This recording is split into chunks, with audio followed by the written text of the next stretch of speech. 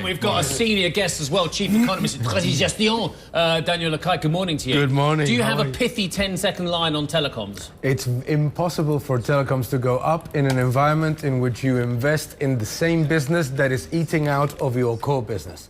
The left hand is eating the right hand, and what you have is basically a compression of multiples. It's normal. It's tough. That's what's going to happen. 5G going to save them? Unfortunately, there are positives. I could go with that. Oh, there don't pussyfoot around her. However, Be brave, Daniel. the problem is that the positives, the positive that Karen is mentioning, apply to 15% of their business. What's happening to the other 85%? The other 85% is derating, unfortunately. No? Jeffrey?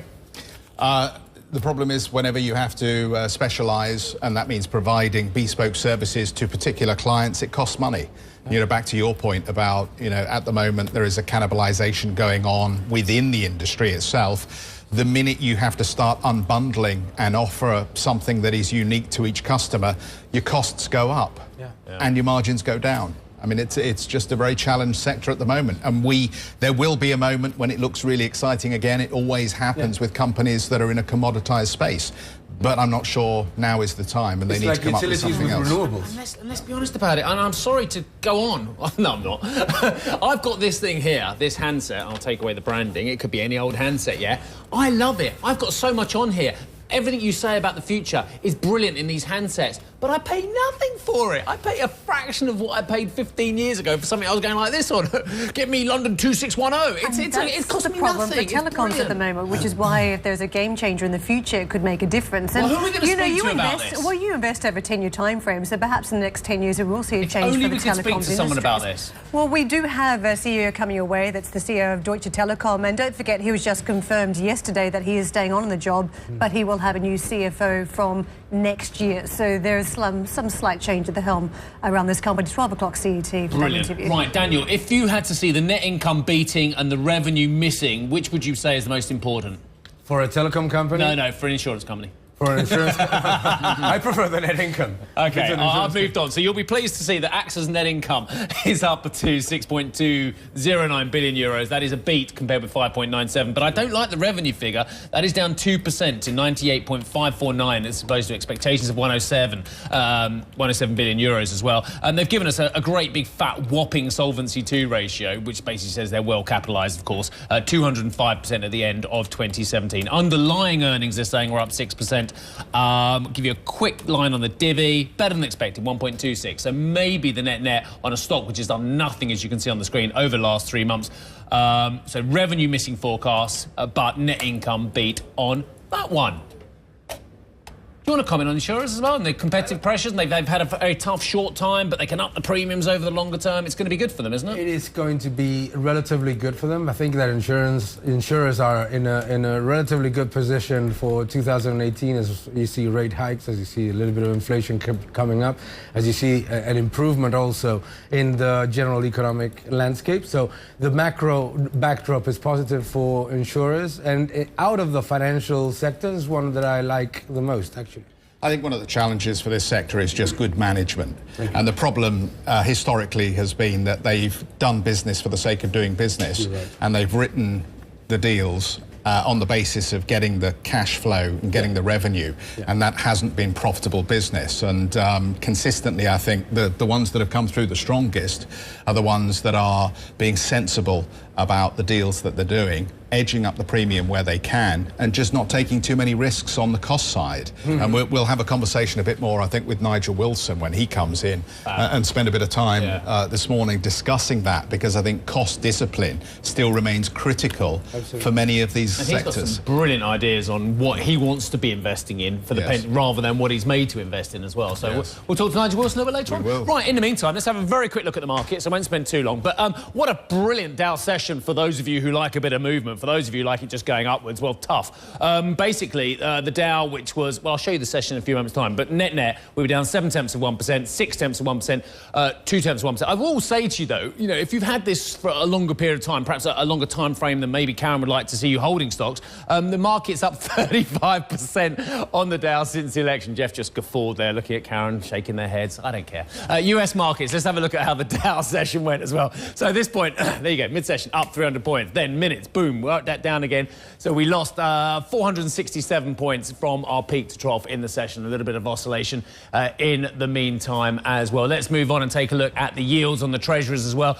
Trading up the 10-year on the US. 2.937. I did see over 2.9, actually 2.9455 is where it was at its peak as well. So an upward trajectory on yield, but you'd expect that from now. The expectations from the Fed, and to be fair, there are some out there like high frequency economics, and I real doff my cap to you guys who have been consistently saying, we think there's going to be 4 in 2018. We think there's going to be 4 in 2018. And then suddenly others are waking up to it from 3 to 4 as inflation pressures, as economic pressures look to the upside, these upside risks. And let's call the president out on this one. The president has quite rightly said there are times when you see better data when the market should rally, but there are other times, I guess, when you worry about the interest rate scenario as well. But in the main, the president's right. If things are going well, it's good for the corporates. Let's have a look at the Asian indices. Here we go. The Nikkei down 1%.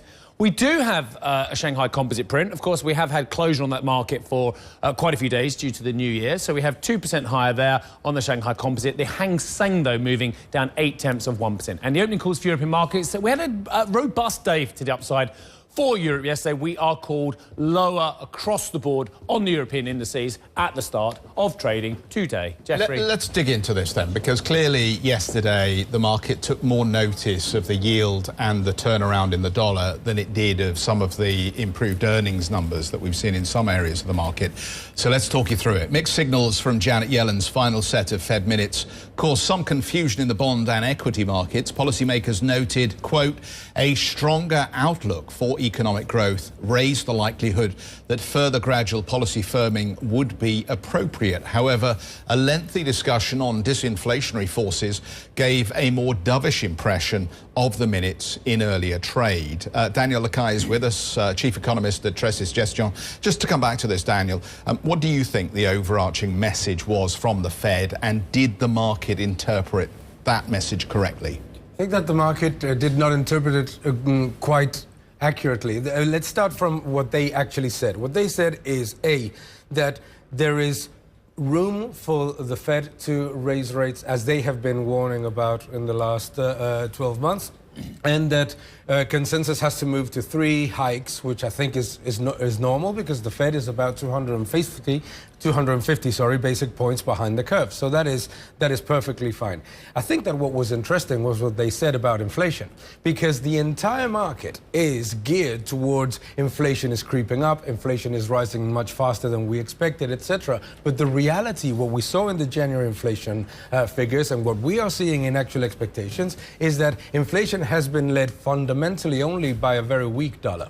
And what you see in core inflation and what they have been saying is that the disinflationary pressures are much stronger. Technology, obviously very high debt, and the change of patterns in consumption. So basically what I think is that the market needs to adjust its inflation expectations and obviously come to the levels of rate hikes that basically the Fed has been talking about for more than a year. I think that it's no surprise there. Daniel, the dollar's not that weak. I hate to... Can we have the dollar index over a longest time period we can put up, actually? 5, 10... There's the euro dollar, but let's get the dollar index up. The dollar index is significantly higher than any period it was before 2015, pretty much, before the middle, significantly higher. There you go. That's exactly the chart I want to show you. So if you look on the... Sure. I mean, and actually, it looks very... Yeah, well done, team. It's basically within a very small margin away from where it was at its peak, really. If you look at it on a historic basis, from 2012 onwards, it is significantly higher. In fact, it's probably at its average level of the last 6 years. Yes, but what we're talking about when we talk about a weaker dollar is relatively, particularly to its basket of currencies with which it trades, and has been a fundamental driver of the trade deficit of the United States, in fact. So one of the, yes, as you can see in that chart as well, it has been trending lower for 2 consecutive years. And I think that if you look at the strength of the U.S. economy, particularly relative to other economies, and if you look at basically the trends in both the trade surplus of other countries and the differences in the utilization of currencies, the U.S. dollar utilization has gone up, while the euro currency has been going down, according to the BIS, to the Bank of International Settlements. So therefore, there's an anomaly there, and it's based on the view that interest rate hikes and inflation are going in an opposite direction to what the Fed is talking about. I'm sorry to belabor the point, but I will belabor it, just yes, if I may. I look at the euro-dollar, I look at the dollar-yen. Yeah. I look at all of these charts over a 5 to 10 year period, and actually the dollar's at a very mean level. I would suggest it's probably very near its mean level over those periods. Dollar-yen, we've seen 124, we've seen 81, and now it's trading 108. But is that consistent with an economy that is growing faster than what we expected? That in terms of inflation, it is showing a much stronger inflation that was initially expected in 2012, 2013? I'm not entirely sure. I think that the dollar is undervalued here. I just want to move on to the mixed messages in the document yesterday in the minutes, because while they were talking about disinflationary forces, they were still talking about inflation, and the bulk of participants effectively saw inflation moving to the Fed's 2% target over the medium term. And let's just put this in context. When they were discussing inflation, this was before the average hourly earnings cross that's really caused the market to sell off and yields to spike, and also before confirmation in the CPI. So already there was an indication that perhaps the Fed was sounding a little bit more hawkish before confirmation in the data. How much of that do we need to take into consideration, given the timing has been so important for the market? I would say first, the wage numbers of January showed the bonus effect, the seasonal effect.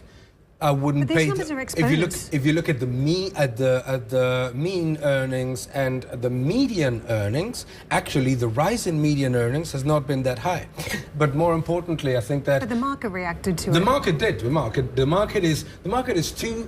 At the same time, it's too geared towards ultra-cyclicals and very exposed to inflationary traits, while at the same time very concerned about it actually happening. So it's almost a funny way of creating a portfolio. You are extremely exposed to cyclicals, and at the same time you're worried about inflationary pressures. So, but the point that I'm trying to make is, I think that inflation expectations in consensus are overblown, are too high, even considering the wage numbers of January. And I think that what the Fed mentioned yesterday was actually very correct, is that disinflationary pressures are much stronger trends than those small commodity-driven inflationary pressures that we have seen in the short term. Again, I go back to technology, I go back to the aging of the population, and I go back to the very, very high levels of debt and very low productivity. You cannot have a very high rise in inflation in developed markets with such atrocious numbers of productivity growth. It's interesting that you make that point. When I was looking at Rabobank's read on it, their line on what they took from the Fed was that it would be further but not faster, that ultimately we may top out at a higher level on federal rates because the Fed will take things very smoothly. It will keep an eye on asset prices. We may only get the 2 to 3 hikes this year, but then we may get another 2 to 3 hikes in 2019. Do you think that there is any credibility in that analysis, potential traction? I would agree with that. I think that I'm going to start by saying that I think that the new people that are coming into the Federal Reserve will not pay as much attention to financial assets as the previous members and the previous president. So they're more interested about avoiding a big crisis or a big bubble bursting, etc. But I think that they will absolutely take the process probably longer and smoother, so that it does not affect credit into the real economy. That's what they're worried about, in my opinion. I think that if you listen to what Mr. Powell has been saying, what he is truly concerned about is credit to the real economy, not necessarily asset prices. Interesting, because the last time we heard from Jim Bullard, he was saying he didn't expect policy changing appreciably under Mr. Powell as well, which is pretty much what you're saying there.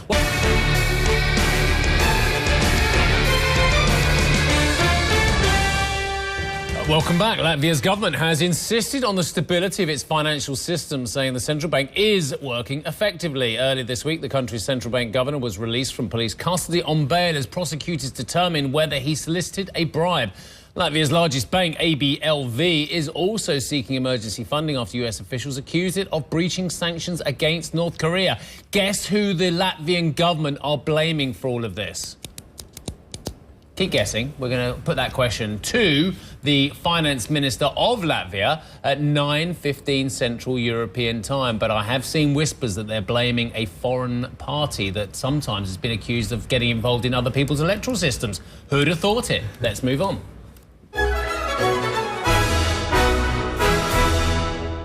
Let's talk Italian election. Political violence is rising in the final days before Italy's general elections. Several people were arrested for attacking a candidate of the far-right party, the Forza Nuovo, in Bologna last Friday. Earlier this month, 6 migrants were shot by a far-right extremist in the central Italian town of Macerata. Italy heads to the polls next week. No party seems set to win an outright majority. Does this mean anything for market sentiment? Daniel Lacalle is with us this morning. What do you think? Do we need to be wary of Italian or Eurozone assets at all as we run up to this election? Not a lot. Not a lot. Why? Italian politics are always the same. It's a country that has had more than 50 governments in around 60 years. So the challenges of Italian politics are well known, and the country soldiers on despite government. But I think that we need to worry because asset prices in Italy have risen dramatically on the back of ECB support, on the back of stronger numbers in the Eurozone, but the Italian economy is not doing well. The Italian economy is not moving along with Spain, even France, which is growing healthier than was expected. So that is, in my opinion, one of the problems. The other problems is the reluctance of the Italian government and the Italian authorities to address the issue of non-performing loans in the Italian financial system. And that those two elements, lack of growth and the non-performing loan issue, continue to be sources of concern, especially as the ECB starts to get closer to the end of the stimulus program. Can we talk about stability in the Italian context? I mean, we've seen the rise of the far right in a number of countries and the left in other countries, but in Italy, before an election, it's leading to violent clashes, and some are saying this is reminiscent of the 1970s. Are we seeing a more elevated problem now in Italy with the rise of political forces that could bring more instability to Europe, just as we get to the point where we think that it's calm across Europe and that we've got a better political environment? Yes, political risk has been all but ignored in the last, since Macron won the elections in France. But if you see in Germany how the far right is rising, you see it in many other countries. And what's happening in Italy, it's not as aggressive as it was in the 70s. We tend to exaggerate the present and forget how aggressive it was in the past. But I think that what it's showing is how the parliament is going to change. You're going to have too many parties that offer magical solutions, that are talking about disrupting everything, and very extreme positions in terms of how to handle the economy, how to handle politics and relationships with the rest of the European Union. And migration in particular. And migration in particular, which is, you know, a big issue. And Berlusconi is also sort of using that tone to try to attract some of the, let's say, more extreme voters. And that is certainly a concern, I would say. Okay, Daniel, thank you for that. And we will have full coverage of the Italian elections. We'll be live across the country from February 28th. Are you on the road for that? I don't think it's me. Who's got the Italian elections? I think there might be Willem. I think there was probably a big fight in the office for that one. I did the previous one, actually. Or one of the previous ones. Did a few. Yeah, China has saved them, actually. But if you think about it, the problem is, you were mentioning it's a value opportunity.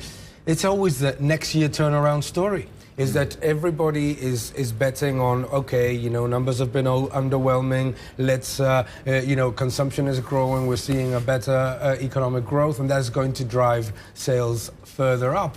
And the problem tends to happen with when markets are expecting a rebound. And, you know, the company's probably giving numbers that are very sensible, but ultimately it's about expectations, and expectations remain higher than that. So I'll just say to you, I mean, again, we're talking about the rate rate of growth and the trajectory. Just looking at their annual report from 2016, they had emerging market sales growth, organic, of up 6.8. Yeah. So bear that in mind. Up 6.8% for organic in 2016. Now they're, and I haven't got a breakdown for EM exactly, but I can give you Latin America was up 4.4%, so a big decline there compared with that other figure. And Asia Pacific region up 5.9%. So neither of those figures on their own. And again, I'm comparing apples and oranges to a certain extent, but 6.8 2 years ago, or 1 year ago, now we're talking about figures for various regions of 4.4 and 5.9. So they say CEOs need to be either smart or very lucky. Are we saying here that Casper Rorsted was actually very lucky because he rode the wave and he's now moved on to I think he was very Adidas smart and at a point where the lucky. growth has started to dissipate for the fast-moving consumer goods space? Anyhow, let's get out to Karen. How are we doing? Jeff, just taking a look at markets again, we saw a fairly wild reaction in session, and a lot of it was really based around the yield. I want to take you to this level. You can see we're just 6 basis points off 3%. 3% somewhat of a psychological level for these markets. And the minutes came out yesterday. Investors didn't know what to do with them. The language was incredibly mixed. They're still pointing to usual concerns that inflation might disappoint. There's been somewhat of inflation mystery lurking in recent years, but now there's all this fiscal stimulus that's been poured into the US economy, which has the potential to accelerate growth or at least inflation. And there was a nod to that in the minutes. That was really picked up upon. So investors in the trading session pushed up yields, and that meant it was a fairly wild session in the final 90 minutes of trading on Wall Street. So we went from, in the session, briefly, the market went from highs of the session to lows of the session. So a fairly swift reversal, which meant by the close, the Dow, the S&P in negative territory, the Nasdaq a little bit less so, down about 0.2%, but it was a pullback. And you could see by the end of the day, 11 of the S&P 500 sectors were in the red. Real estate, energy, telecom, all falling more than 1.5%, and 2 of those sectors are real yield-sensitive plays. So you can see how investors were spooked again by interest rates. In terms of Asian markets, this has been the reaction. We've got a full trading day taking place. You can see, if you look at the map, most markets are trading. We've got China getting back into action after a long break for the Lunar New Year holiday, and it's about, take a look at the Shanghai Composite, about 2% ticking up on the board. So it is firmer at the start of the trading week for this market. The others have been trying to trade around some of the choppiness and low liquidity with China out of action for the last few sessions. And you can see today how this is playing out. Australia leading slightly positive.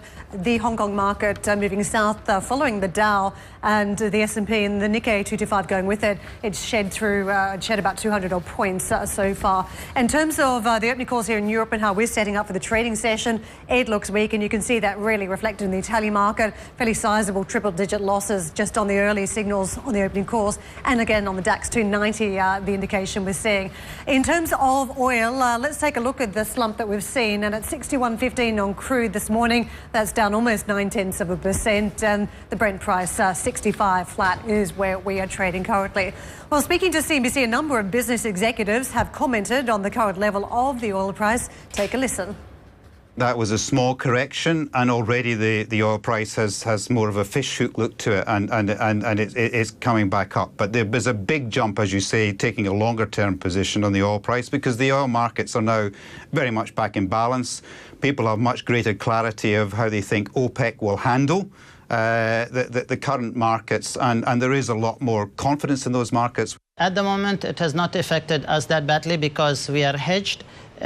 What we are going to do is, if the oil price keeps on rising the way it is rising, then we will have to pass the additional cost of the increased oil price to our passengers in the form of fuel surcharge, which I see is going to come soon. We're planning on, now to the end of the decade, between $50 and $65 a barrel. Stock levels have come down tremendously over the last 3 years.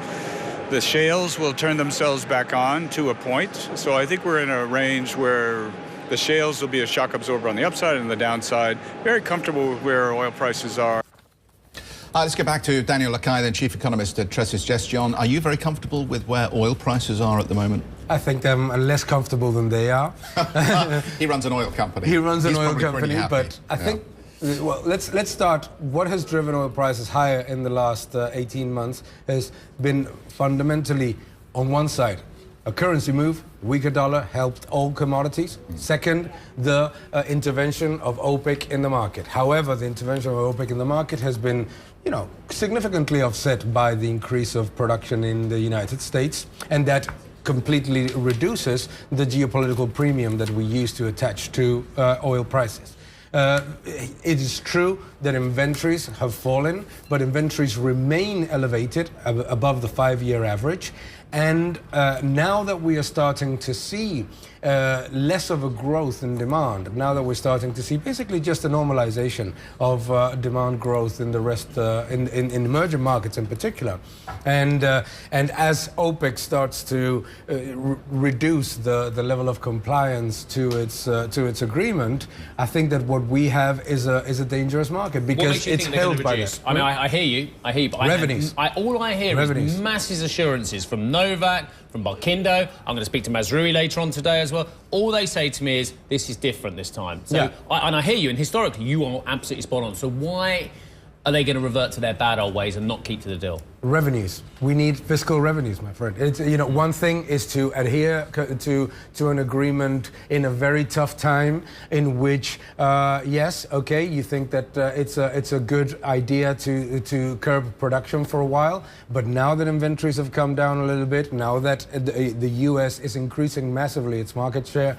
in the oil market, you need oil revenues to pay for the subsidies, to pay for public spending. You need it. Dan, if you were in the business of having to hedge oil for various different reasons, what would you do for the next 12 months? I think that if you have, as the airline CEO was mentioning, a hedge position, I think that you will likely see you have a higher probability of seeing lower rather than higher prices. So you don't want to give away too much in terms of you profitability don't want to give by away taking too out much.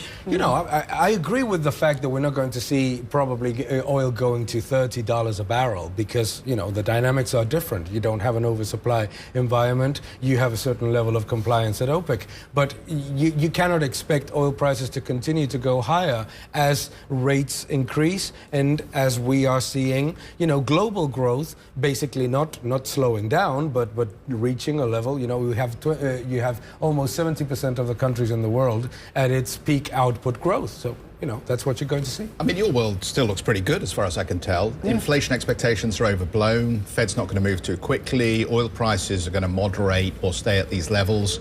What could go wrong? What can definitely go wrong is if central banks decide to raise rates, decide to delay it. Crisis always happens. Hang on.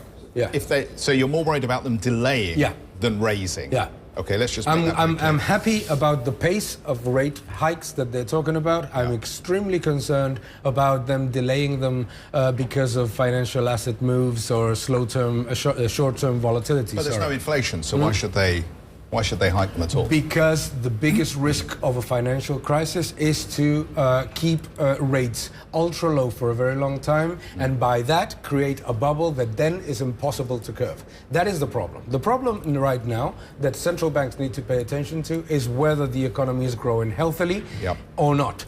A crisis always happens because rate hikes happen too late, and the economy gets zombified and used to very high levels of debt with very low rates. And just a reminder, your book is called Escape from the Central Bank Trap. Escape from the Central Bank Trap, if anybody wants to go and find out how Daniel Lacalle thinks central banks ought to be unwinding.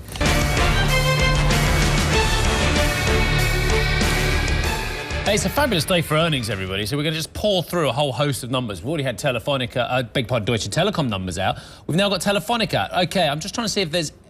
nice figure on the OIBDA. Fourth quarter, 3.9 billion euros as opposed to 3.2, so decent beat there. Revenues in line with expectations on Telefonica. You can see the shares have had a really tough 3 months, down 10.3%. 52 billion euros is the figure on the revenue, by the way. Now, the fourth quarter net looks a big beat. I don't know if there's exceptionals in there, but 693 million versus 145. Yeah, these look a solid set of numbers, actually. Although, again, you know, fourth quarter revenue down. It's the same as we saw before. We were talking about AXA, wasn't it, Daniel? 13.2 billion euros on the fourth quarter revenue. Again, underwhelming versus expectations, well, a year ago of 13.7. But by and large, the figures look solid, I would suggest. What about the dividend? 0.4 euros per share in cash to be paid in December 2018. 0.2 euros per share, and in June 2019 as well. So. Solid figures on the profit front. Again, revenue underwhelming. Daniel Lacalle, you're with us. You know Telefonica, of course. Same problem that we've been talking about other telecommunication companies. They have been trying to turn around the business, go back to better margins, improve the solidity of its business. Very, very challenging because obviously it's a slowly grinding and devaluing market. But as you said, market was extremely worried about the earnings. These are probably going to be a sigh of relief, and that's a positive. Now, the problem is going to probably be, and I think that market will be very, very interested about guidance. Guidance is key here. Well, we've got our revenues seen up 1% for 2018 versus 2017, so at least positive, at least growing versus the reversal you've had. Yes, but again, the Telefónica's story is partially how to reduce debt and secure the dividend. They had to cut the dividend, if you remember. So, how are they going to be reducing debt? There's a number of asset sales that they need to give guidance on. Let's see what happens there. And, a level of growth that at the end of the day that you need to get used to this. These are very big conglomerates that have very hard time growing. We should say it's another window on Latin America as well. 24% of their revenues in 2016 were Latin America, 21% Brazil, Germany 14%, UK important market with 13% as well. Karen. And the FX impact is not small here. The British government is increasingly worried that Unilever will pick the Netherlands as its main base over the UK, according to the Financial Times. Unilever itself had no comment. British and Dutch officials have been making their case to the company in recent months. It's expected to make a decision this quarter. Well, shares in Amazon have hit an all-time high, breaching 1,500 for the first time. They ended yesterday's session up 1%, having fallen back slightly from a record of $1,503.49. Amazon shares have surged in the last year, rising over 70%. Wednesday's trade added more than $1.4 billion in value to Jeff Bezos' holdings. Well, Dan, a couple of big stories have been around. Number one, of course, Walmart this week, and the growth not being as strong as people thought, and the e-commerce channel, which meant, is there just one big global store again? Is it going to be Amazon? And then we had the news out yesterday that it's launched an exclusive line of over-the-counter health products, and that's been the other area that the pharma company's been worried about. So do you see anything stopping Amazon at this point? Well, I think that what will likely stop Amazon in terms of market perception will be reality. There's this view in the market that Amazon is going to take over everything, and there are limits, and we saw it with Apple. We have seen it with so many other companies. It's a tremendous company, and it's doing great things, actually, to make these large giants like Walmart change their strategy. I actually think that Walmart is a good opportunity here because although the market was underwhelmed about the earnings, what you have is actually a turnaround story that is delivering. So, and I think that Amazon is also delivering, and I think that, but what you cannot expect is this sort of global takeover that Amazon will sort of destroy every single sector, because people are getting smart, and I think that is a positive, and I think that healthcare is one there. We've got to wrap it up, Daniel. Nice to see you this morning. Thanks so much for coming and joining us. Daniel Lacalle, Chief Economist at Tressis Gestion. We're going to take a quick break. When we come back, we're waiting on Barclays numbers. The CEO is settling himself in. We will have a conversation with Jez Daly in just a few minutes as we break their latest earnings numbers. Stay tuned. We'll be right back, everybody.